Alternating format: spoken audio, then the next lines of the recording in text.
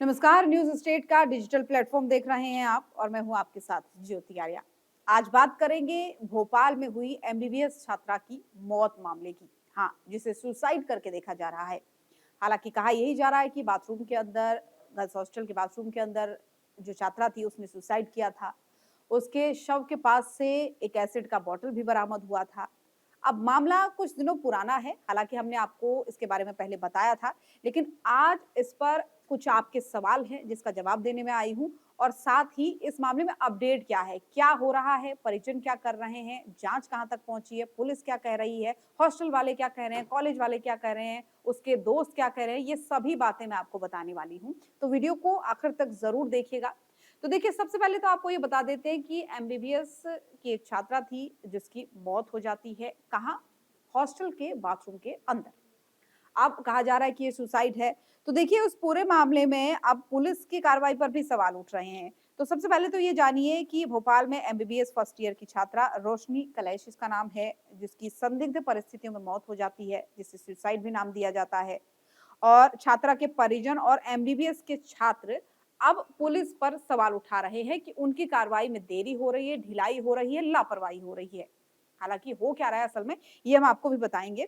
तो देखिए, हुआ ये कि बीती रात जो है, जो पुलिस वाले थे वो पूछताछ के लिए उस हॉस्टल में पहुंचते हैं जहां पर उस छात्रा की मौत हुई थी, यानी जहां पर उसने सुसाइड किया था। और रात तकरीबन 11:30 बजे पहुंचे। और कहा यह भी जा रहा है कि लेट नाइट लगभग 2 बजे तक पूछताछ चली, छात्राओं से अकेले बंद कमरे में पूछताछ चली, जिसे लेकर छात्राओं ने आपत्ति जताई।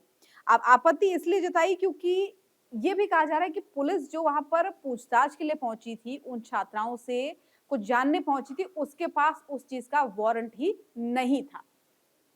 अब देखिए, एक सवाल गहराया, एक शक गहराया कि वारंट नहीं था तो पूछताछ के लिए कैसे घुस गई गर्ल्स हॉस्टल में रात में पुलिस, और पूछताछ कर भी ली, क्यों कर ली? छात्रों ने आपत्ति इसके लिए जताई। और इसी को लेकर जो छात्र थे वो थाने में घेराव करने भी आज पहुंचे। थाने का घेराव उन्होंने किया और घेराव करते हुए आपत्ति जताई कि हम जांच में, पूछताछ में सहयोग देने के लिए तैयार हैं, तो क्यों पुलिस आधी रात को आई? और दूसरा सवाल क्या है, देखिए, दूसरा गंभीर सवाल ये है कि जो छात्रा है उसी के जो माँ-बाप हैं, परिजन हैं, वो ये कह रहे हैं कि छात्रा ने सुसाइड नहीं बल्कि उसका मर्डर हुआ है। वो आशंका जता रहे हैं। अब सुसाइड इसको इसलिए कहा जा रहा है क्योंकि बाथरूम के अंदर कोई दूसरा रास्ता आने-जाने का नहीं था। कमरे के अंदर और भी छात्राएँ थी जो उसके साथ में रहती थी और एसिड की बॉटल भी बगल से पाई गई। कोई ऐसा रास्ता नहीं था जिससे कि आया जा सके उस बाथरूम में, कोई और आ सके। और दूसरी सबसे बड़ी बात ये आई थी कि जब इस सुसाइड के मामले की बात सामने आई थी, तो तब ये कहा गया था कि जो छात्रा है वो पिछले कई दिनों से उसने अपने घर में भी, अपने रूममेट्स, अपने दोस्तों को भी कहा था कि उसके ऊपर पढ़ाई का प्रेशर ज्यादा हो रहा है। यानी वो पढ़ाई नहीं कर पा रही है, उससे नहीं हो पा रहा है, और उसने अपने दोस्तों से ये भी कहा था कि वो सुसाइड कर लेगी। हालांकि हो सकता है दोस्तों ने इस बात को मजाक में लिया हो, ऐसा दोस्तों का कहना है कि हमें नहीं लगा था कि सीरियसली ऐसा हो जाएगा। और माँ-बाप ने भी कहा, पिता ने भी कहा कि कुछ दिनों पहले जब वो घर आई थी तो उसने कहा था कि उसके लिए दिक्कत हो रही है पढ़ाई में, लेकिन वो कर लेगी, ये भी कहा था उसके पिता ने कहा। उनके पिताजी की बाइट आई है, बाकायदा उन्होंने बयान देते हुए कहा है कि मेरी बेटी ज़रूर पढ़ाई को लेके परेशान थी, लेकिन उसने हमें ये वादा किया था कि वो कर लेगी, वो कवर कर लेगी। उसने नीट क्लियर किया है, उसे डॉक्टर बनना था और इसी उम्मीद से वो पढ़ाई कर रही थी। लेकिन अब जो उसके साथ हुआ है, इस पर उनके लिए विश्वास कर पाना काफ़ी मुश्किल है, ये उनका कहना है। तो उसी को लेकर हम आपको बता रहे हैं कि अब पुलिस की कार्रवाई पर भी क्यों सवाल उठ रहे हैं। तो देखिए, अब तनाव बढ़ रहा है, तनाव इसलिए भी बढ़ रहा है क्योंकि जैसा कि मैंने आपको बताया कि जो पुलिसकर्मी थे रात को 11:30 बजे तकरीबन गांधी मेडिकल कॉलेज के गर्ल्स हॉस्टल में पहुंचते हैं, डी ब्लॉक में पहुंचते हैं जहां पर छात्रा रहती थी, यानी जो मृतक छात्रा थी, जिसकी बात सुसाइड के लिए सामने आ रही है, वो वहां पर रहती थी। उनका कहना था कि वो पूछताछ के लिए आए हैं। अब जो वहां पर छात्राएं मौजूद थी, उन्होंने क्या कहा, उन्होंने कहा कि बिना वारंट के पुलिस आई थी, उसके पास कोई आदेश नहीं था कि आपको इतने बजे रात में परमिशन है कि आप वहां जाकर पूछताछ कीजिए। अब जूनियर डॉक्टर एसोसिएशन यानी जेडीए ने अपने सोशल मीडिया ग्रुप में लिखा कि देर रात छात्राओं को परेशान करने पुलिस पहुंची है। एक छात्रा को जबरन थाने ले जाने की कोशिश भी पुलिस की तरफ से की गई, ये आरोप लगाया गया, जिसका स्टूडेंट्स ने विरोध किया। और उसी विरोध के चक्कर में आज वो थाने पहुंचे घेराव करने के लिए, वहां उन्होंने घेराव किया थाने का। हालांकि समझा बुझाकर जब हमारी टीम भी मौके पर पहुंची तो तब तक पता चला कि पुलिस ने समझाइश दे दी है, सही तरीके से जांच करने की बात उनसे कही है और उन्हें वापस उनके हॉस्टल भेज दिया या कॉलेज भेज दिया है। तो वारंट की मांग पर भी अब टकराव हो रहा है।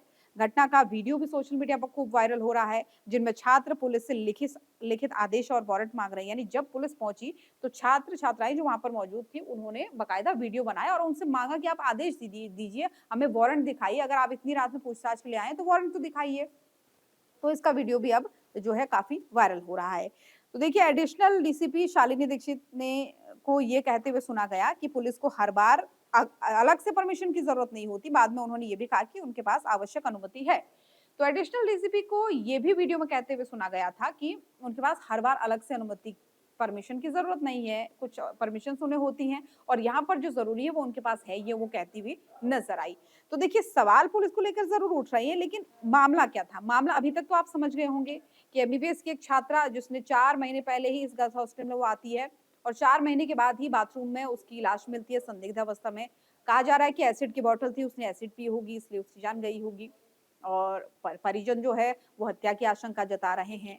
अब इसमें आपके भी कुछ सवाल थे जो हमारे पास आए थे, क्योंकि इससे पहले जब हमने आपको ये खबर बताई थी तो आपके तमाम सवाल आए थे। आपने कहा था, आप में से कुछ लोगों ने कहा था कि ये रैगिंग का मामला हो सकता है, क्योंकि कॉलेज में, गर्ल्स हॉस्टल में इस तरीके के रैगिंग के मामले सामने आते हैं जिसकी वजह से जो छात्र होते हैं वो प्रेशर में आकर के सुसाइड कर लेते हैं। कुछ लोगों ने तो ये भी कहा था कि कास्ट डिस्क्रिमिनेशन हो सकता है, जातिवाद का कोई मामला हो सकता है, इसको लेकर हो सकता है छात्रा परेशान हो गई हो। तो देखिए, इन दोनों मामलों में से अभी तक तो ऐसा कोई भी जांच में पुष्टि नहीं हुई है कि रैगिंग हुई हो, क्योंकि छात्रा ने भी कहा जा रहा है कि ऐसा कोई जिक्र नहीं किया था कि उसके साथ कभी रैगिंग की कोई घटना हुई हो, किसी सीनियर ने उसे परेशान किया हो, किसी की तरफ से उसे किसी तरीके की कोई बात ऐसी कही गई हो जो उसे चुभी हो, ना ही कोई जातिवादी सूचक शब्दों का इस्तेमाल उसके लिए हुआ हो। तो आपके इन दोनों सवालों के जवाब फिलहाल ये है कि फिलहाल तक की जांच की अगर हम बात करते हैं तो कोई भी एंगल दोनों में से सामने नहीं आया है। तो दो ये मुख्य सवाल आपके थे, लेकिन बात ये है कि अगर छात्रा ने सुसाइड किया था, अगर उसके ऊपर पढ़ाई का प्रेशर सच में ज्यादा था, तो क्या पढ़ाई के कल्चर में अगर हमारे ऊपर या किन्हीं छात्र छात्राओं के ऊपर पढ़ाई का प्रेशर होता है तो क्या उन्हें बात नहीं करनी चाहिए? क्या उन्हें घर वालों से बात नहीं करनी चाहिए? क्या उन्हें अपने शिक्षकों से बात नहीं करनी चाहिए? ऐसा ज़रूर होना चाहिए, क्योंकि हम देखते हैं कई बार 10वीं में, 12वीं में और किसी क्लास में छात्र अगर फेल हो जाते हैं, किसी कॉम्पिटिटिव एग्जाम में नहीं निकल पाते हैं, तो कई बार गलत कदम उठा लेते हैं। अगर ये मामला ऐसा है, तो ज़ाहिर तौर पर ज़रूर बात करनी चाहिए थी रोशनी को। आखिर दिक्कत क्या थी? क्या उसके साथ हो रहा था? ये ज़रूर बताना चाहिए था। ऐसा फ्रेंडली कल्चर ज़रूर होना चाहिए कि वो दोस्तों के साथ भी डिस्कस कर सके।